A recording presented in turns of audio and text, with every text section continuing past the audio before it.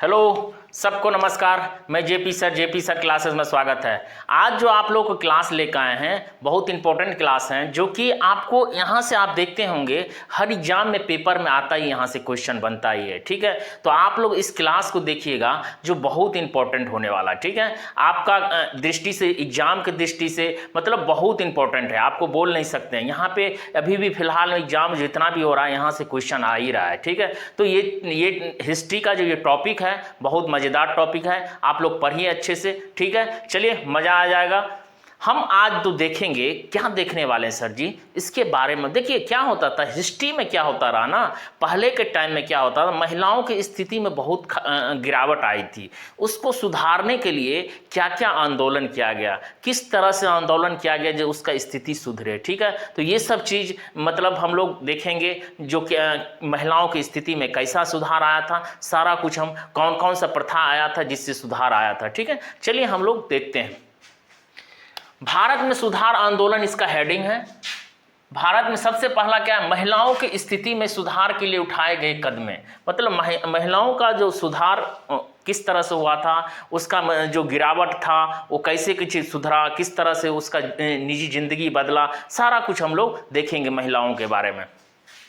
सबसे पहले देखते हैं, सबसे पहला हुआ था सती प्रथा का उन्मूलन। सती प्रथा का जो उन्मूलन हुआ था, सती प्रथा का जो अंत हुआ था, इसका कारण था क्या, जो आपको बताते हैं। जो सती प्रथा कब अंत हुआ था, 1829 में राजा राम मोहन राय ने लॉर्ड विलियम बेंटिंक के प्रयास से समाप्त कर। उस टाइम क्या था, गवर्नर लॉर्ड विलियम बेंटिंक था 1829 में। ठीक है, उनके प्रयास से राजा राम मोहन क्या किए, सती प्रथा को अंत कर दिए। पहले क्या होता था, मतलब सती प्रथा मतलब ऐसा चीज़ रहता था, जो आपको बता दें, जो जिसका पति मर गया उसके साथ ही वो क्या कर रहा था उसी के मतलब कि चिता में जाके मतलब जलना हो जाता था। ये सब तो बहुत खराब था ना। मतलब ये सती प्रथा का अंत उस टाइम में राजा राम मोहन ने ये चीज़ को गलत समझा और उसके बाद में इसको सुधार लाया, और राजा राम मोहन ने इसको इस प्रयास से, लॉर्ड विलियम बेंटिंक के प्रयास से क्या हो गया, ये सुधार हो गया। ठीक है, तो याद रखिएगा, पूछता बहुत बार क्वेश्चन, सती प्रथा का समाप्त कौन किया था, 1829 में राजा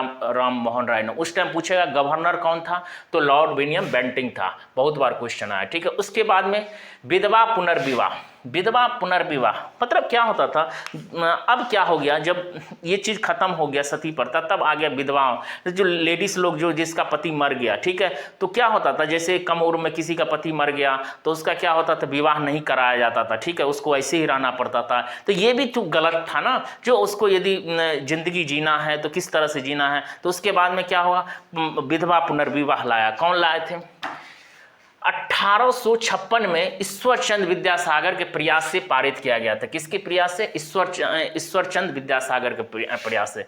लॉर्ड डलहौजी के दौरान क्या हुआ, ड्राफ्ट बना था, और लॉर्ड कैनिंग के टाइम में ये लागू किया गया था। ठीक है, पूछता है बहुत बार क्वेश्चन, जो ये विधवा पुनर्विवाह जो हुआ था, पहले कौन स्टार्ट किया था, कौन समाप्त किया था, ईश्वरचंद विद्यासागर ने। ठीक है, उसके बाद में पूछेगा क्या, उसके बाद में आपको पूछेगा किसके टाइम में ड्राफ्ट बना था, लॉर्ड डलहौजी के टाइम में बना था। ठीक है, मतलब कि एक बन गया था ड्राफ्ट। उसके बाद पूछेगा कि ये किसके टाइम में पारित हुआ था, लॉर्ड कैनिंग के समय में ये लागू किया गया था। ठीक है, विधवा पुनर्विवाह मतलब विधवाओं फिर से विवाह कर सकता है। ठीक है, ये कौन स्टार्ट किए थे, ईश्वरचंद विद्यासागर, याद रखिएगा। ठीक है, उसके बाद में बाल विवाह।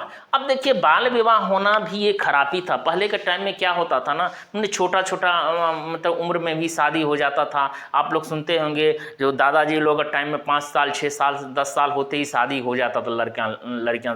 इससे क्या था, इससे नाखुश थे, मतलब वहाँ का मतलब कि समाज बहुत नाखुश था। 1891 में BM मलबारी के प्रयास से 12 वर्ष की कम उम्र के बाल विवाह को अनुमति नहीं थी। मतलब कि इनके प्रयास ये बोला गया, जो बहुत अच्छे नाम है, BM मलबारी ने बोले, जो मतलब 12 साल के कम उम्र को ना विवाह नहीं होना चाहिए, तो इसके वो खिलाफ थे। ठीक है, तो इसके बाद में 1929 में शारदा अधिनियम आया था। ठीक है, एक एक्ट आया था 1929 में। इसके तहत क्या हुआ, लड़कियों का उम्र 14 वर्ष और लड़का का उम्र 18 वर्ष कर दिया गया। ठीक है, तो पूछता है शारदा एक्ट कब आया था। पहले क्वेश्चन तो ये बन जाएगा आपका एग्जाम में, 1929 में आया था। ठीक है, इसमें क्या था, लड़कियों का उम्र कितना था, 14, लड़का का उम्र कितना था, 18 होना चाहिए, तभी वो विवाह कर सकता है। ठीक है, तो ये याद रखिएगा, बाल विवाह था। इसके बाद में हम लोग पढ़ेंगे बहुत इंपॉर्टेंट, यहाँ से राजा राम मोहन के बारे में हम लोग देखते हैं, जो राजा राम मोहन राय से बहुत बार क्वेश्चन आया हुआ। ठीक है, तो हम लोग एक नज़र में, राजा राम मोहन राय ब्रह्म समाज के संस्थापक थे। किसके संस्थापक थे, ब्रह्म समाज के। इन्होंने भारतीय पुनर्जागरण का जनक कहा जाता, मतलब कि भारतीय पुनर्जागरण का जनक कहा गया, मतलब कि वो मतलब अंधविश्वास से मनुष्य को हटने के लिए बोले गए। ठीक है, बोले कौन, राजा राम मोहन। मतलब कि ज़्यादा देवी देवताओं को पूजा करने का विरोध थे, समझ गए, मतलब ज़्यादा हवन कुंड करना ही इनके लिए, मतलब कि ये सब चीज़ का विरोध करते थे। ठीक है, कौन, राजा राम मोहन। वो बोलते थे जो फिजिकली चीज़ होना चाहिए ना, वो चीज़ होना चाहिए। ठीक है, मतलब अंधविश्वास में नहीं जीना चाहिए इंसान को। ठीक है, तो पुनर्जागरण मतलब कि इंसान को अब मतलब जादू टोना ये सब जो होना चाहिए, ये सब नहीं होना चाहिए। ठीक है, उसके बाद में इसी के अकबर द्वितीय द्वारा राजा की उपाधि दी गई थी। ठीक है, अकबर द्वितीय द्वारा इनको क्या दिया था, राजा को उपाधि। किसको, राजा राम मोहन राय को। पूछेगा राजा राम मोहन राय को राजा को उपाधि कौन दिया था, कौन दिया था, अकबर द्वितीय ने दिया था, याद रखिएगा। उसके बाद 1814 में कलकत्ता में आत्मीय सभा का स्थापना किया था। 1814 में आत्मीय सभा का स्थापना कौन किए थे, राजा राम मोहन राय। उसके बाद 1817 में डेविड हेयर की मदद से कोलकाता में हिंदू कॉलेज की स्थापना, कोलकाता में उन्होंने क्या किया था, हिंदू कॉलेज की स्थापना किया था 1817 में। पूछता है किसके मदद से हिंदू कॉलेज की स्थापना किया था, तो डेविड हेयर के मदद से। ठीक है, याद रखिएगा। उसके बाद 1825 में वेदांता कॉलेज की स्थापना कौन किए थे, राजा राम मोहन राय ने। बहुत बार क्वेश्चन है, वेदांता कॉलेज का स्थापना कब हुआ था, 1825 में, याद रखिएगा।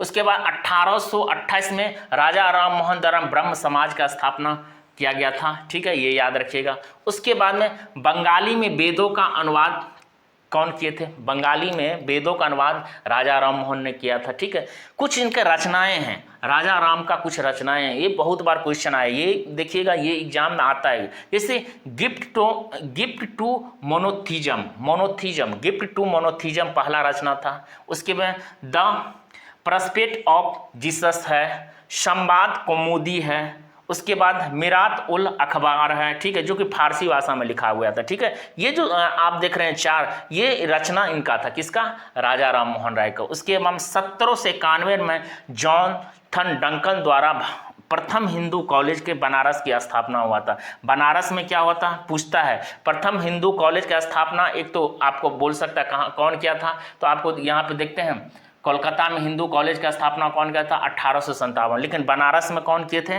जॉन डंठन के मदद से प्रथम हिंदू कॉलेज के स्थापना किया गया था। ठीक है, तो याद रखिएगा। तो ये चीज़ आप बहुत इंपॉर्टेंट है, इसको आप कॉपी में नोट डाउन कर लीजिए। ठीक है, राजा राम मोहन द्वारा ये सारा कुछ घटना घटा था। ठीक है, उसके बाद में आप देवेंद्रनाथ टैगोर के बारे में हम लोग देखते हैं।